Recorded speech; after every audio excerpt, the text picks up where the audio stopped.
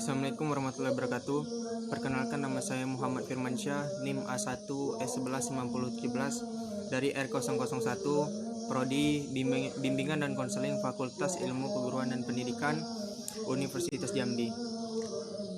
Video ini dibuat untuk memenuhi tugas UAS dari mata kuliah Manajemen Konseling Sekolah dengan dosen pengampu yaitu Bapak Afan Yusra SPD MPD.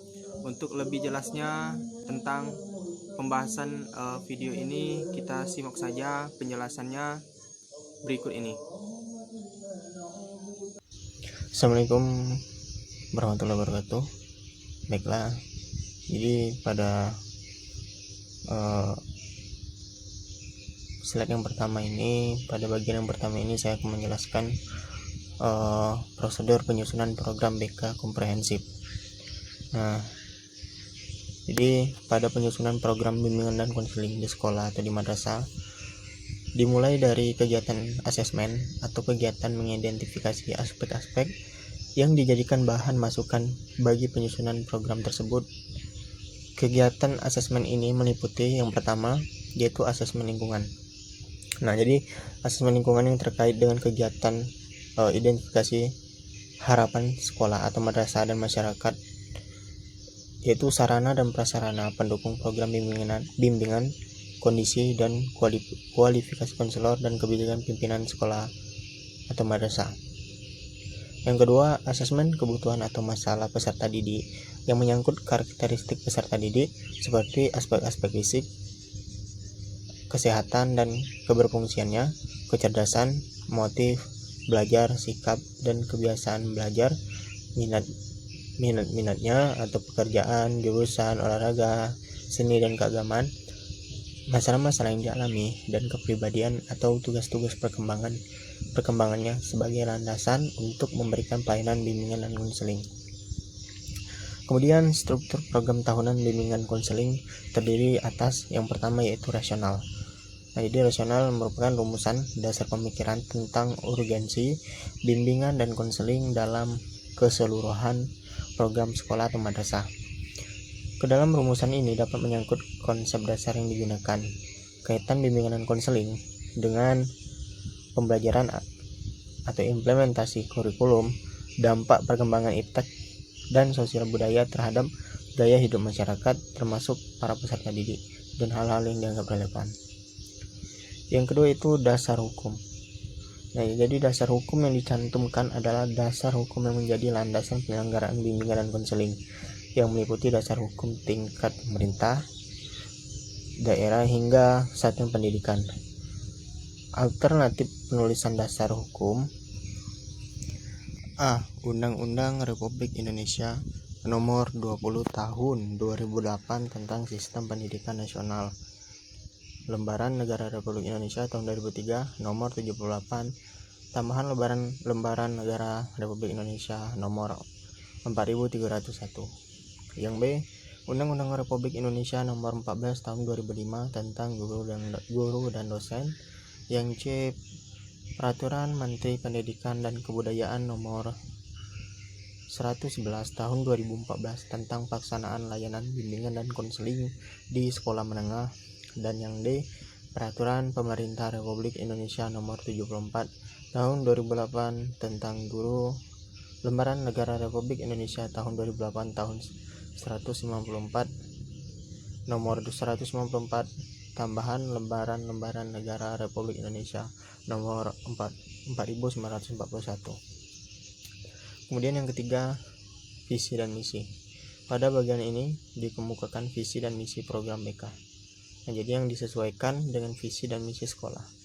Visi merupakan gambaran yang dicita-citakan untuk diwujudkan program BK bagi konseli berdasarkan visi sekolah. Sedangkan misi merupakan tugas yang dilaksanakan dalam rangka pencapaian visi program BK bagi konseli. Kemudian yang keempat, deskripsi kebutuhan. Rumusan kebutuhan. Deskripsi kebutuhan. Jadi rumusan hasil needs assessment atau penilaian kebutuhan peserta didik dan lingkungannya ke dalam rumusan perilaku yang diharapkan dikuasai peserta didik. Rumusan ini tiada lain adalah rumusan tugas-tugas perkembangannya, yakni standar kompetensi kemandirian yang disepakati bersama. Kemudian yang kelima yaitu tujuan.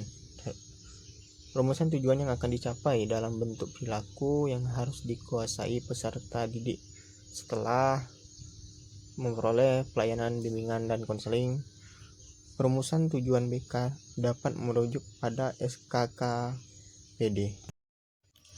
Yang keenam yaitu menentukan komponen program. Jadi komponen program di sini meliputi yang pertama komponen pelayanan dasar, yang kedua komponen pelayanan responsif, yang ketiga komponen perencanaan individual, dan yang keempat komponen dukungan sistem atau manajemen. 7. Bidang layanan. Nah, jadi bimbingan dan konseling pada satuan pendidikan mencakup 4 bidang layanan yang memfasilitasi perkembangan pribadi, sosial, belajar, dan karir. Pada hakikatnya perkembangan tersebut merupakan satu kesatuan utuh yang tidak dapat dipisahkan dalam setiap diri individu peserta didik atau konseling. Yang ke-8 yaitu rencana operasional atau action plan. Rencana kegiatan atau action plan diperlukan untuk menjamin peluncuran program bimbingan dan konseling dapat dilaksanakan secara efektif dan efisien. Rencana kegiatan adalah uraian detail dari program yang menggambarkan struktur isi program, baik kegiatan di sekolah ataupun di madrasah maupun luar sekolah atau di madrasah. Untuk memfasilitasi peserta didik mencapai tugas perkembangan atau kompetensi tertentu. Untuk memfasilitasi peserta didik mencapai tugas perkembangan atau kompetensi tertentu. Selanjutnya itu program BK. Pengembangan tema atau topik. Jadi tema ini merupakan rincian lanjut dari kegiatan yang sudah diidentifikasi yang terkait dengan tugas-tugas perkembangan. Tema secara spesifik dirumuskan dalam bentuk materi untuk setiap komponen program. Kemudian sarana prasarana, seperti ruang bimbingan konseling dan fasilitas lain yang diperlukan seperti A. Dokumen program bimbingan dan konseling atau buku program tahunan, buku program semesteran, buku kasus, dan buku harian. Yang B. Instrumen pengumpul data dan kelengkapan administrasi. Selanjutnya, prosedur pelaksanaan evaluasi program bimbingan dan konseling. A. Menentukan tujuan evaluasi perencanaan program bimbingan dan konseling. B. Menentukan kriteria evaluasi. C. Memilih instrumen penilaian. D. Analisis data. Dan E. Pembuatan laporan. Kemudian ada akuntabilitas bimbingan dan konseling. Yang pertama, prosedur evaluasi hasil bimbingan dan konseling. Prosedur pelaksanaan evaluasi hasil bimbingan dan konseling yaitu sebagai berikut. Yang A. Menentukan tujuan evaluasi. B. Menentukan kriteria penilaian. Akuntabilitas diperlukan untuk mempertanggungjawabkan terhadap seluruh kegiatan yang telah dilakukan. Akuntabilitas mengandung kewajiban melaporkan, menjelaskan, dan mengungkapkan semua kegiatan yang dilakukan. Akuntabilitas diperlukan untuk meminimalkan penyalahgunaan kekuasaan serta menjamin pemerintah dan pelaksana untuk bertindak secara efektif dan efisien. Kemudian akuntabilitas dalam bimbingan konseling adalah perwujudan kewajiban konselor sekolah untuk mempertanggungjawabkan segala tindakan yang berkaitan dengan kegiatan pelayanan bimbingan dan konseling. Akuntabilitas dalam bimbingan dan konseling merupakan komponen kunci untuk memperlihatkan keefektifan program konseling.